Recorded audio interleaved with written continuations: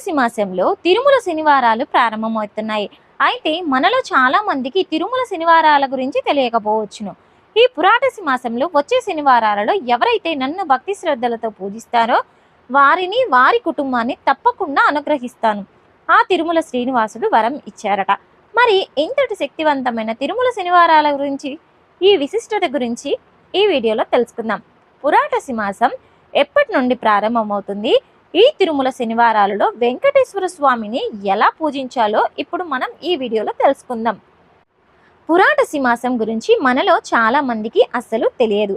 అయితే ఈ పురాటసి మాసంకోనే సాక్షాత్తు ఆ తిరుమల వెంకటేశ్వరుడు భూమిపైన అవతరించిన మాసం కాబట్టి ఈ పురాటసి మాసంలో వచ్చే శనివారాలు తిరుమల శనివారాలని అంటారు.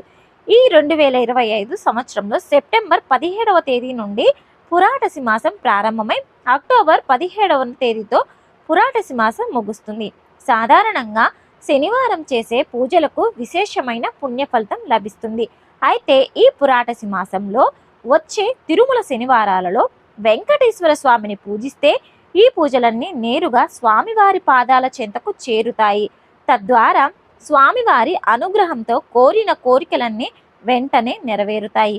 అయితే ఈ పురాటసి మాసంలో మొత్తం 4 తిరుమల శనివారాలు వచ్చాయి. సెప్టెంబర్ 20వ తేదీన మొదటి తిరుమల వారం వచ్చింది. అలాగే సెప్టెంబర్ 27వ తేదీన రెండవ తిరుమల శనివారం, అక్టోబర్ 4వ తేదీన మూడవ తిరుమల శనివారం, ఇక చివరిగా అక్టోబర్ 11వ తేదీన 4వ తిరుమల శనివారం ఈ పురాటసి మాసంలో వచ్చేలో ప్రతి ఒక్కరూ ఇంటిని శుభ్రం చేసుకొని ఇంట్లో ఉన్న పాత వస్తువులను తీసివేయాలి. అలాగే ఒక చిన్న వెంకటేశ్వర స్వామి విగ్రహాన్ని తెచ్చుకొని మీ పూజ గదిలో పెట్టుకోవాలి. ఈ పురాటసి మాసంలో వచ్చే తిరుమల శనివారాలలో వెంకటేశ్వర స్వామిని ఎలా పూజించాలో ఇప్పుడు తెలుసుకుందాం. ఈ తిరుమల శనివారాలలో ఆడవారు తెల్లవారుజామున నిద్రలేచి చక్కగా తలస్నానం చేసి ఇల్లంతా శుభ్రం చేసుకుని ఇంట్లో వెంకటేశ్వర స్వామిని పూజించుకోవాలి. ఈ తిరుమల శనివారాలలో ఇంట్లో వెంకటేశ్వర స్వామిని పూజించుకుంటే లక్ష్మీదేవి సమేతంగా వెంకటేశ్వర స్వామి మీ ఇంట్లోకి అడుగు పెడతాడట. ఇక మీ ఇల్లంతా కనకవర్షంతో నిండిపోతుంది. ఈ తిరుమల శనివారాలలో ఇంటి ముందు తప్పనిసరిగా ముగ్గు వేసుకోవాలి. అలాగే ఇల్లంతా పసుపు నీళ్ళతో చల్లుకోవాలి. పూజ గదిలో కూడా ఒక చిన్న ముగ్గు వేసి వెంకటేశ్వర స్వామిని పూజించుకోవాలి. విశేషంగా ప్రతి తిరుమల శనివారం నాడు స్వామివారికి అత్యంత ఇష్టమైన పిండి దీపాలను వెలిగించి దీపారాధన చేయాలి. అదేవిధంగా తులసి దళాలతో వెంకటేశ్వర స్వామిని పూజించి వారికి సకల పాపాలన్నీ తొలగిపోయి జన్మల అదృష్టం కలిసి వస్తుంది. అయితే శనివారాలలో మాత్రం ఎట్టి పరిస్థితిలోనూ తులసి దళాలను కోయకూడదు. కాబట్టి తులసి దళాలను వెంకటేశ్వర స్వామిని పూజించాలంటే ముందు రోజునే పూజ కోసం తులసి ఆకులను సిద్ధం చేసుకోవాలి. ఈ తిరుమల శనివారాలలో స్వామివారిని విశేషంగా అలంకరించుకోవాలి. వెంకటేశ్వర స్వామి చిత్రపటాన్ని ఎంత అందంగా అలంకరిస్తే అంత ఐశ్వర్యం మీ కుటుంబానికి కలుగుతుంది. కాబట్టి మీ దగ్గర ఉన్న నగలతో లేదా ముత్యాల దండలతో వెంకటేశ్వర స్వామి చిత్రపటాన్ని అందంగా అలంకరించుకోవాలి. వెంకటేశ్వర స్వామి చిత్రపటానికి గంధం రాసి కుంకుమ బొట్లు పెట్టుకోవాలి. అదేవిధంగా సన్నజాజి పూలు, గులాబీ పూలు, గన్నేరు పూలతో వెంకటేశ్వర స్వామిని పూజిస్తే విశేషమైన పుణ్య ఫలితం కలుగుతుంది. ఇక తిరుమల శనివారం పూజలో అతి ముఖ్యమైన తులసి దళాలు, తులసి మాలను తయారు చేసి వెంకటేశ్వర స్వామి చిత్రపటానికి వేయాలి. తులసి మాల వేయలేని వారు కొన్ని తులసి దళాలను పూజ గదిలో పెట్టుకొని స్వామివారిని పూజించుకోవచ్చు. ఈ విధంగా స్వామివారిని అందంగా అలంకరించుకొని గణపతి పూజ చేయాలి. పసుపుతో ఒక చిన్న గణపతిని తయారు చేసి గణపతికి కుంకుమ బొట్లు పెట్టి పూలు అలాగే అక్షింతలు ఉన్న సమర్పించి వెంకటేశ్వర స్వామి తిరుమల శనివారాలు పూజను ప్రారంభం చేసుకోవాలి. ఈ తిరుమల శనివారాలు పూజకు చాలా దైవశక్తి ఉంటుంది కాబట్టి ఈ తిరుమల శనివారాలు పూజలో ఆడవారు భక్తి శ్రద్ధలతో చాలా నిష్టగా వెంకటేశ్వర స్వామిని పూజించాలి. ఈ తిరుమల శనివారాలలో ఆడవారు పసుపు రంగు వస్త్రాలతో ధరించి కాళ్లకు పసుపు రాసుకొని కుంకుమ బొట్టు పెట్టుకొని చేతు నిండా గాజులు వేసుకొని నిండు ముత్తైదులాగా వెంకటేశ్వర స్వామిని పూజించాలి. ఈ తిరుమల శనివారం పూజలో తప్పనిసరిగా పిండి దీపాలు వెలిగించాలి లేదా మట్టి ప్రమిదలలో దీపారాధన చేయాలి. అయితే పిండి దీపాలు వెలిగించేవారు బియ్య పిండిలో కొన్ని పాలు పోసి పిండి ప్రమిదలను తయారు చేసుకోవాలి. దీపం ప్రమిదలకు కుంకుమ బొట్లు పెట్టి అందులో నువ్వుల నూనె కానీ ఆవు నెయ్యి కానీ పోసి 2 ఒత్తులతో కానీ 5 ఒత్తులతో కానీ దీపారాధన చేసుకోవాలి. వెంకటేశ్వర స్వామి పూజలో తప్పనిసరిగా 2 ప్రమిదలు తప్పనిసరిగా ఉండాలి.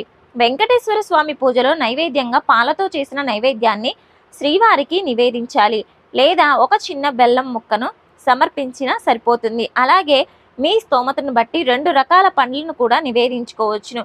గోవిందనామాలను చదువుతూ స్వామివారిని భక్తి శ్రద్ధలతో పూజించాలి.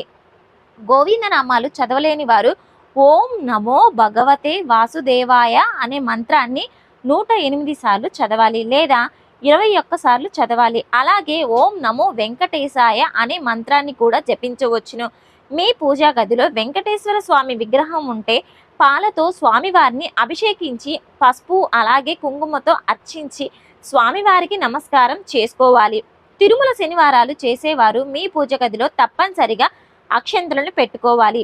అదేవిధంగా ఒక చిన్న కలశంలో నీళ్లు పోసి మీ పూజ గదిలో ఈశాన్య మూలలో పెట్టుకోవాలి. ఇక చివరిగా స్వామివారికి హారతిని సమర్పించాలి. ముద్ద కర్పూరంతో వెంకటేశ్వర స్వామికి హారతిని సమర్పిస్తే శ్రీనివాసుడి మనసు మంచులాగా కరిగిపోతుంది. అలాగే స్వామివారి సాంబ్రాణికి పొగను సమర్పించి చివరగా 3 ప్రదక్షిణలు చేసి తలపైన అక్షంతలు వేసుకుని వెంకటేశ్వర స్వామికి నమస్కారం చేసుకోవాలి. ఈ విధంగా చాలా సులభంగా పురాటసి మాసంలో వచ్చే ప్రతి తిరుమల శనివారం నాడు వెంకటేశ్వర స్వామిని పూజించి అఖండ రాజయోగాన్ని పొందొచ్చు. ఈ 4 తిరుమల శనివారాల్లో విష్ణుమూర్తిని పూజించడం కుదరకపోయినా కనీసం ఒక్క తిరుమల శనివారాలలో అయినా సరే వెంకటేశ్వర స్వామిని పూజించి ఆ స్వామివారి అనుగ్రహాన్ని సులభంగా పొందవచ్చును. ఇక మీ జీవితంలో ఉన్న కష్టాలన్నీ వెంటనే తొలగిపోయి, అలాగే శనిలో ఎలాంటి దోషాలు కుజదోషాలతో బాధపడేవారు ఈ తిరుమల శనివారాల్లో తప్పనిసరిగా వెంకటేశ్వర స్వామిని పూజించవచ్చును. ఎన్ని దోషాలు ఉన్నా వెంటనే తొలగిపోయి ఈ పురాటసి మాసానికి ఇంకో విశిష్టత కూడా ఉంది. ఈ పురాటసి మాసంలోనే లక్ష్మీదేవి భూమిపైకి వచ్చి తనను పూజించి భక్తులకు విపరీతమైన ధనాన్ని ప్రసాదించి కుటుంబంలో సుఖశాంతులను ప్రసాదిస్తుందట. కాబట్టి ఈ పురాటసి మాసంలో వెంకటేశ్వర స్వామితో పాటుగా లక్ష్మీదేవిని కూడా పూజిస్తే ఇక ఈ సంవత్సరం అంతా ఎలాంటి ఆర్థిక సమస్యలు లేకుండా మీ ఇల్లంతా ఐశ్వర్యంతో నిండిపోతుంది. ఈ పురాటసి శనివారాలలో తప్పనిసరిగా వెంకటేశ్వర స్వామి దేవాలయానికి వెళ్ళి దేవాలయంలో ఉన్న ధ్వజస్తంభం దగ్గర ఒక చిన్న నెయ్యి దీపాన్ని వెలిగించవచ్చు. ధ్వజస్తంభానికి నమస్కారం చేసుకోవచ్చు. ఈ తిరుమల శనివారాలలో వెంకటేశ్వర స్వామి ఆలయాలలో నెయ్యి దీపం వెలిగిస్తే ఎలాంటి సమస్యలైనా వెంటనే తొలగిపోయి విష్ణుమూర్తి అనుగ్రహం సంపూర్ణంగా కలుగుతుంది. అదేవిధంగా ఈ తిరుమల శనివారాలలో తులసి కోటను తప్పనిసరిగా పూజించాలి. తులసి కోటలో దీపారాధన చేసి తులసి మొక్కకు ప్రదక్షిణాలు చేస్తే మీ కుటుంబానికి అఖండ రాజయోగం సిద్ధిస్తుంది. అదేవిధంగా పురాటసి మాసంలో 1 రోజులు మాంసాహారానికి దూరంగా ఉండాలి.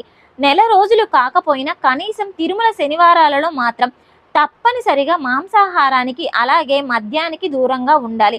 అలాగే దంపతులు బ్రహ్మచర్యాన్ని పాటించాలి. వెంకటేశ్వర స్వామి పుట్టిన ఈ పురాటసి మాసంలో అంటే సెప్టెంబర్ 17 నుండి అక్టోబర్ 17 వరకు ఎవరైతే తిరుమల శ్రీనివాసుని నిత్యం పూజిస్తారో అలాంటి వారి జీవితంలో ఉన్న కష్టాలన్నీ తొలగిపోయి ఇక మీ ఇల్లంతా అష్టైశ్వర్యాలతో నిండిపోతుంది.